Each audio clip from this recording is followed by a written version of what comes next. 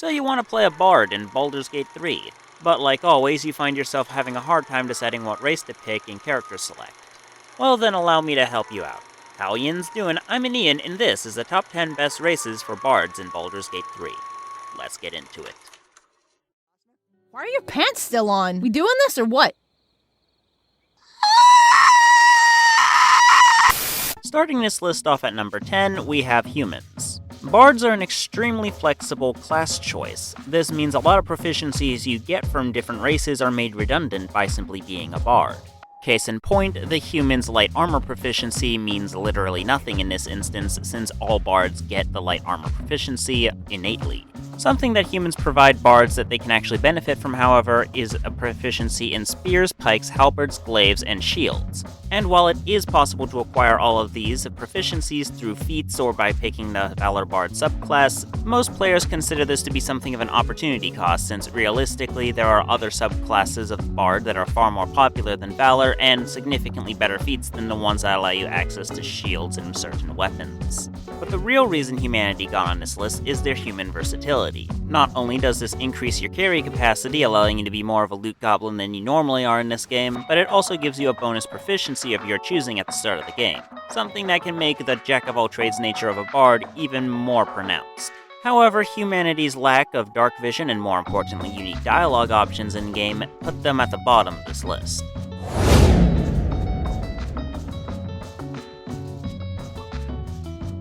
Coming in at number 9, we have rock gnomes. The universal gnome power of gnomish cunning, giving you advantage against wisdom, intelligence, and charisma saving throws, is enough to get you consideration onto this list. Gnomes also have a basic form of dark vision that's universal to almost every race in the game. But what puts them on this list and above humans is their Artificer lore ability. This doubles the proficiency bonus you get when making history checks. This means if you're a D&D nerd with a lot of knowledge about the Forgotten Realms setting, and would like your character to have a similar amount of pre-existing knowledge about the universe they're in, rock gnomes are a great consideration. And while history proficiency isn't the most useful thing in the entire game, bards get to start the game with 3 proficiencies to choose from rather than just the 2 everyone else gets. This makes investment into the history proficiency far more justified than it normally is for other classes. Additionally, unlike humans, gnomes actually have racial dialogue whatsoever. It doesn't come up very much, but it does exist. So if history proficiencies are something you care about whatsoever, and a movement penalty for being a shorty race is not a big deal to you,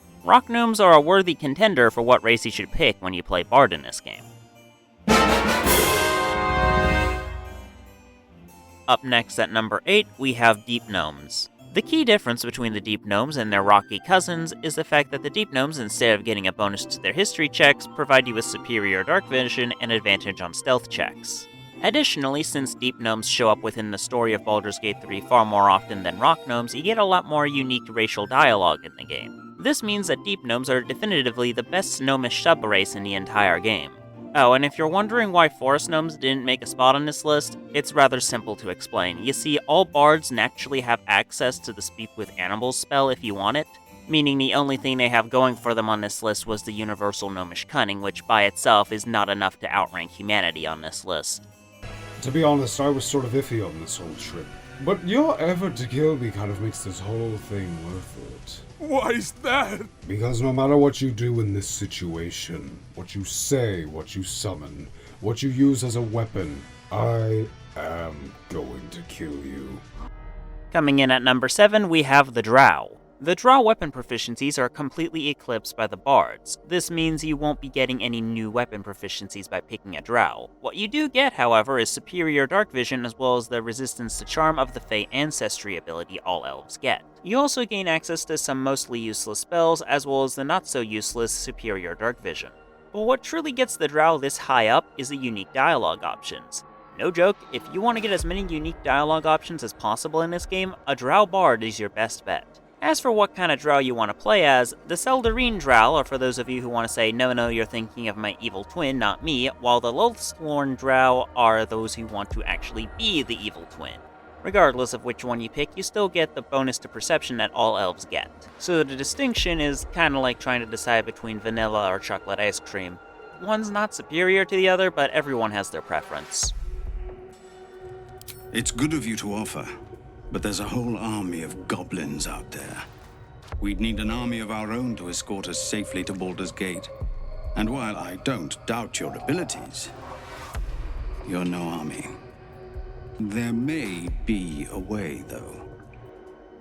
Just barely coming short of the halfway point, we have the Tieflings. While there are 3 different sub-races of Tiefling to play in this game, honestly the distinction is kind of an apples to oranges situation when it comes to Bards.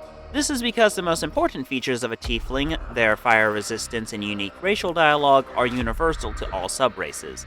The only thing that changes based on your sub-race for the most part is what spells you get by picking them. For Asmodeus Tieflings, you get the Produce Flame cantrip. This allows you to produce a flame in your hand that can be used to illuminate the surrounding area and fight off the Shadow Curse in Act 2, but for most players will be used as a way to set barrels on fire from a safe distance. Mephistopheles Tieflings will give you access to the Mage Hand cantrip at game start. This can be a useful out-of-combat utility spell, but personally I find myself rarely using it since shooting at a lever with a bow and arrow achieves the same effect as using Mage Hand to pull it for you. And the Zariel Tiefling give you access to the Thaumaturgy cantrip at game start. Thaumaturgy works similar to the Friends cantrip, except it can only be used during intimidation proficiency checks, as well as the fact that it doesn't hurt your reputation with the individual you're subjecting to your magic. At level 3, you'll gain access to a first level spell that you can use once per long rest. Asmodeus Tieflings will give access to the Hellish Rebuke spell. This spell, as a reaction, lets you spew fire on people that hurt you that turn. Mephistopheles Tieflings take this a step further by letting you use the Burning Hand spell once per long rest instead. It's basically just a higher damage version of the Dragonborn's Breath attack, but at the cost of taking a long rest to recharge rather than a short. Meanwhile, Zariel Tieflings give you access to the Searing Smite spell once per long rest. This is a concentration spell from the Paladin spell list that allows you to set people on fire as long as you can maintain concentration after hitting them with the initial attack. Then, at 5th level, you'll gain access to a 2nd level spell that you can use once per long rest. Asmodeus Tieflings will gain access to the Darkness spell, useful if you want to hide from enemies or just steal stuff without getting caught. Mephistopheles Tieflings will get access to the Flame Blade spell, which allows you to have a flaming sword in your hand made out of magic. It can be helpful at dealing with the Shadow Curse in Act 2, but honestly I find myself never using it, since by the time you're a high enough level to realistically use this spell, you've probably found better weapons to use than this. And Zariel Tieflings give you access to Branding Smite, useful if you want to add radiant damage to your next attack. If you want to play a bard that's up close and personal fighting people with their sword, I recommend using a Zariel Tiefling. But if you want to play a College of Lore bard who's spellcasting in the back, or otherwise just not up close and personal, I recommend the Asmodeus and Mephistopheles Tieflings based on whatever you find more useful. Just look over the spells you get from each subrace and ask yourself a simple question. Which one of these am I actually going to use whatsoever? Hey! Riot!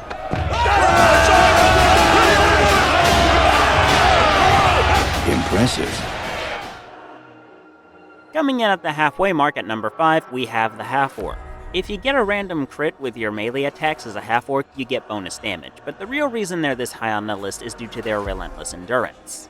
Having a Get Out of Death free card is always nice to have, especially on the higher difficulties, but that alone is not enough to get you into the top 3, and while your critical hits doing even more damage than normal critical hits is nice for your melee attacks, when you're playing Bard, you're not always going to be using your melee attacks, and you're not always going to be getting a random crit.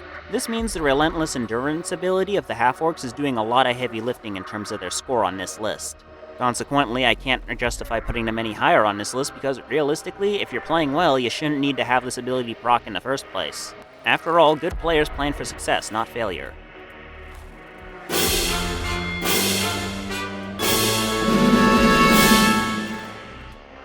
Just barely not making it into the top 3, we have Wood Elves. Wood Elves have all the universal pros an elf naturally gets, such as Fey Ancestry, Dark Vision, Longbow proficiency, as well as Perception proficiency, but the real selling point here is the fact that Wood Elves give you enhanced mobility.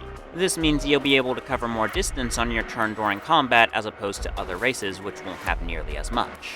This means those moments you have in-game where you're just barely unable to attack them that turn because you are just outside of range to do so, are going to be far fewer and farther between with this race. However, since bards have a wide array of support abilities that don't need to worry about that factor, it's really not as useful on the bard, hence why they're not in the top 3 like on the previous lists I've done.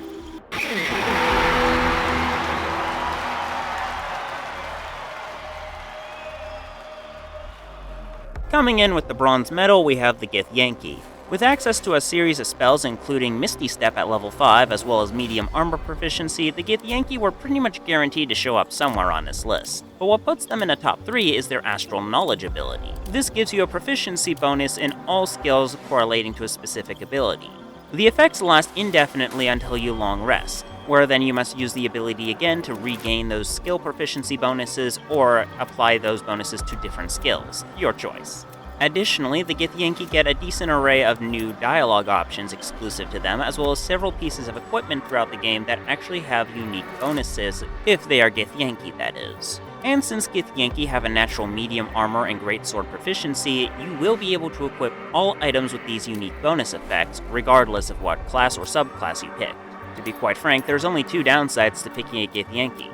Firstly, you're butt ugly, and secondly, you're one of the few races in the game that doesn't have dark vision.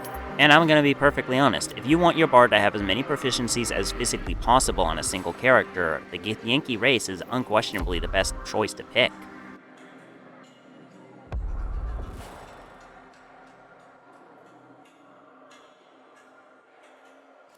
Coming in at second place, we have dwarves, more specifically the Dwarf. With a universal poison resistance and advantage against being poisoned in the first place, dwarves are quite the hardy race. Additionally, Dwarf have resistance to all of the most annoying status effects in the entire game, Charmed and Paralyzed. Being paralyzed means you can't control your character whatsoever while your opponents wail on you, while being charmed means your character will fight against your team. So having advantage against being inflicted with these status conditions is invaluable to have, to say the least.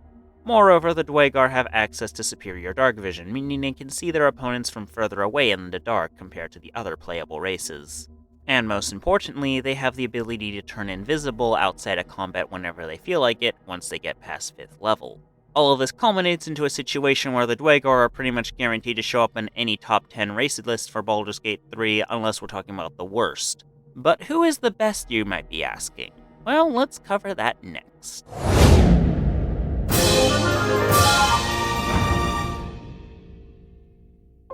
Taking the top of the list with the gold medal, we have Halflings. There are 2 universal pros all Halflings get. The first is advantage against being scared, and the second is the ability to reroll 1s whenever you roll a 20-sided die. Being able to reroll nat 1s is insanely powerful when you think about it, because you go from having a 5% chance of automatically failing every saving throw, ability check, and attack roll you make in the entire game, to only having a 0.25% chance of failing whatsoever. Additionally, this ability increases your chances of rolling a nat 20 and automatically succeeding at what you're trying to do by the same amount. This means you go from having a 5% chance of automatically succeeding at something with a nat 20 to a 5.25% chance of succeeding anything you do with a nat 20. Additionally, Halflings get a bonus ability based on what subrace you picked. Lightfoot Halflings give you advantage on stealth checks, while Strongheart Halflings give you the same poison resistance that Dwarves give you, but with a different name tag. And to be perfectly honest with you, there's only 2 downsides to picking a Halfling whatsoever, in my opinion. The first is a shorty movement penalty that all shorty races get, as well as the fact they're one of the few races in the game that don't have dark vision. But that's gonna be all for now. Be sure to like the video if you did. I'm gonna be doing some more experimental videos in the near future, so be sure to subscribe if you don't want to miss those. I've been Ian, you have been you, and this has been the top 10 best races to play as a bard in Baldur's Gate 3. Thank you for watching.